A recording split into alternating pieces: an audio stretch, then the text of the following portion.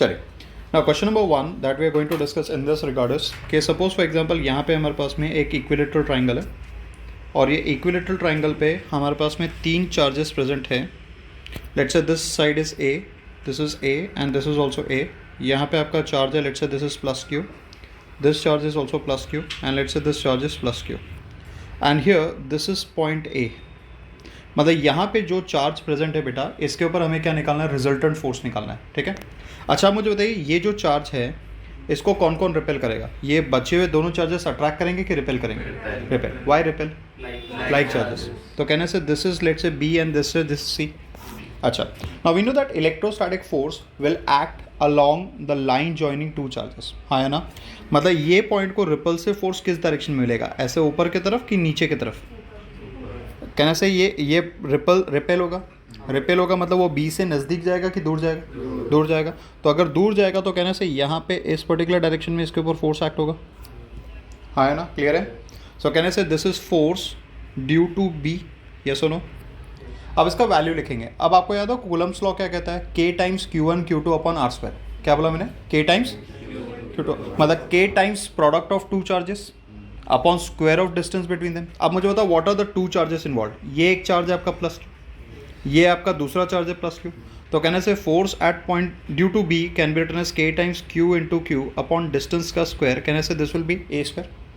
और ये वैल्यू अगर आप देखेंगे तो कितना आएगा? के क्यू स्क्वायर अपॉन कितना आएगा? A square. अच्छा, अब आप बोलोगे सर यहाँ पे 1/4πε0 क्यों नहीं डाला? बेटा यहाँ पे कहीं पे भी मीडियम का डिस्कशन हो रहा है क्या? नहीं. मीडियम का इंपॉर्टेंस है क्या यहाँ पे? नहीं. तो जब मीडियम का इंपॉर्टेंस नहीं है तो आप 1/4πε0 बार बार नहीं लिखेंगे. आप लोग क्या लिखेंगे? K Q1 Q2 upon R square, where K is electrostatic force constant. Understood. अच्छा, अब इसके ऊपर फोर्स इस डायरेक्शन में है. हाँ है ना. किसकी वजह से? बी की वजह से. अब सी की वजह से किस डायरेक्शन में फोर्स आएगा? बोलो किस डायरेक्शन में? ये सी की वजह से इसके ऊपर फोर्स कहाँ पे आएगा? कैसा? Left and upward. ये समझा कि नहीं समझा? पक्का क्लियर है. अंडरस्टूड. तो यहाँ पे अगर आप बात करेंगे तो सेकंड वाला फोर्स आपका इस पर्टिकुलर डायरेक्शन में आएगा. I hope this part is clear. And can I say this is force, can we say this is force due to charge at C. What will be formula? क्या आएगा formula? K times Q1 Q2 upon R square. What are the two charges involve?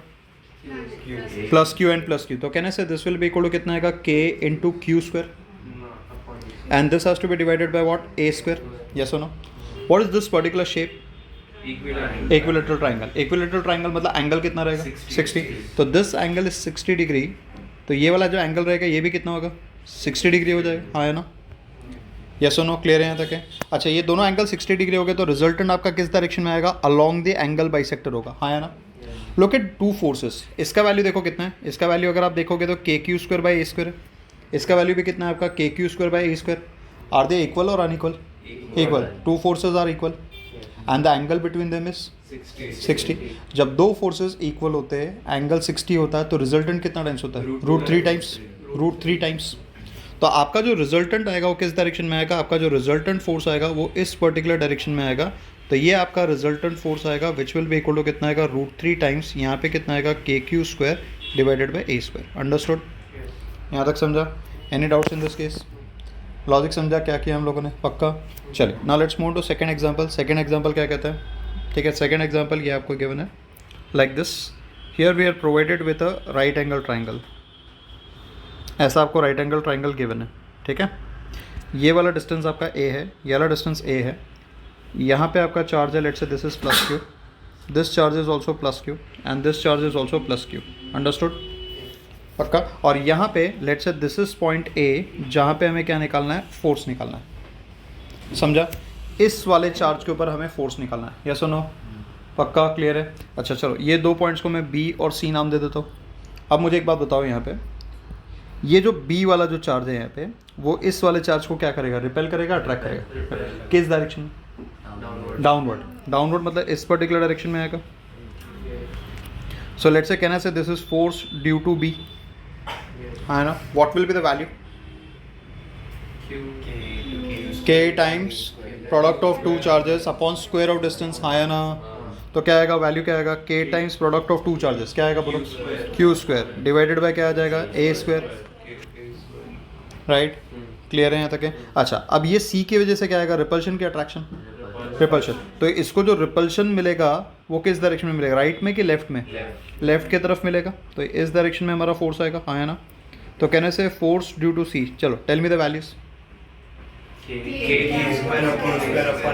Q square upon कितना आएगा, a square. Now two forces are they equal or not equal? Angle between them 90, resultant will be √2 times, ठीक है? 60 रहेगा तो कितना आएगा, 60 रहेगा तो √3 टाइम्स, 90 रहेगा तो √2 टाइम्स, और 120 रहेगा तो equal to magnitude of any one vector. तो इस डायरेक्शन में अगर आप कैलकुलेट करेंगे तो ये डायरेक्शन में कैलकुलेट करने के बाद में ये आपका रिजल्टेंट फोर्स आएगा, and this is the resultant force which will come out as √2 KQ square upon A square. ये समझा? क्लियर है? यहाँ तक के बात समझ में क्या बोल रहा हूँ मैं? पक्का? Any issues in this case? So this is your second example. Let's move to third example right now. Third example थोड़ा सा एक स्लाइट मॉडिफिकेशन दे रहा हूँ, वो आप लोग खुद अभी रफ में ट्राई करेंगे, ठीक है? तो यहाँ पे कैसा हो जाएगा, सपोज दिस इज, ये आपके ट्राइंगल के 3 वर्टाइसेस हो गए आपके, ठीक है? ये ट्राइंगल के 3 वर्टाइसेस हो गए like this. This is point A, यहाँ पे चार्ज आपका -q है, let's say this is point B, this is point सी, यहाँ पे आपका चार्ज है +q, और यहाँ पे ए पॉइंट पे भी चार्ज आपका कितना है, +q। This is A, this is A and this is ए।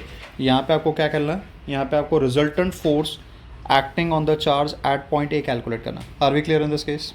चलो 2 minutes time for it, attempt करो। चलो let us start with the discussion right now, ठीक है? अभी हमें ए के ऊपर फोर्स निकालना है। अब ध्यान दो प्लीज, पे अटेंशन। ये जो सी वाला चार्ज रहेगा वो ए को क्या करेगा, रिपेल करेगा, अट्रैक्ट करेगा? रिपेल। रिपेल मतलब इस पर्टिकुलर डायरेक्शन में आपका फोर्स जाएगा। हमें पता है फोर्स जो एक्ट होगा it will act along the line joining two charges, तो इसलिए आपका ये वाला फोर्स इस डायरेक्शन में है। तो कहने से this is force due to C. Can you please tell me the values?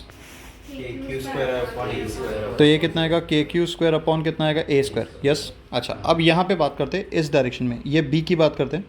ये बी वाला चार्ज जो है वो ए वाले को क्या करेगा, अट्रैक्ट। क्यों? अनलाइक चार्जेस है, तो यहाँ पे इस डायरेक्शन में आपका फोर्स आएगा, देखो, हाँ है ना? तो कहने से this is force due to B. क्या आएगा फोर्स ड्यू टू बी का value? Again KQ square by A square. Yes or no?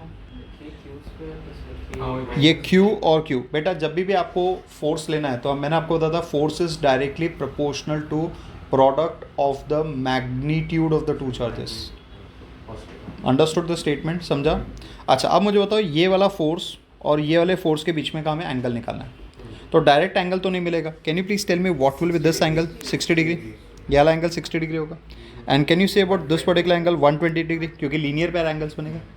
तो अब ये एंगल 120 डिग्री हो गया आपका, ये एंगल 60 है, ये एंगल 120 है, तो दोनों का जो रिजल्ट है, अच्छा are the forces equal? Yes, हाँ है ना? तो forces are equal, angle between them is 120। जब फोर्सेज इक्वल होते हैं, एंगल 120 डिग्री होता है, तो आपका resultant equal to magnitude of one force होता है, हाँ है ना? मतलब आपका ये दोनों का जो रिजल्टेंट आएगा वो along the angle bisector act होगा इस डायरेक्शन में, और ये हमारा रिजल्टेंट फोर्स रहेगा जिसका मैग्नीट्यूड किसको इक्वल हो जाएगा, KQ स्क्वायर अपॉन ए स्क्वायर को इक्वल हो जाएगा। अंडरस्टूड? ये वाला पार्ट क्लियर है? पक्का बात समझ में यहाँ तक है? So this is how you are suppose to calculate force acting on the charge at point ए। अलग अलग वैल्यूज दी रहेगी, ठीक है? चलो, so this was first segment. इसके बाद में लोग नेक्स्ट सेगमेंट वापस स्टार्ट करेंगे नेक्स्ट सेट ऑफ क्वेश्चन के साथ में, ठीक है? चलो।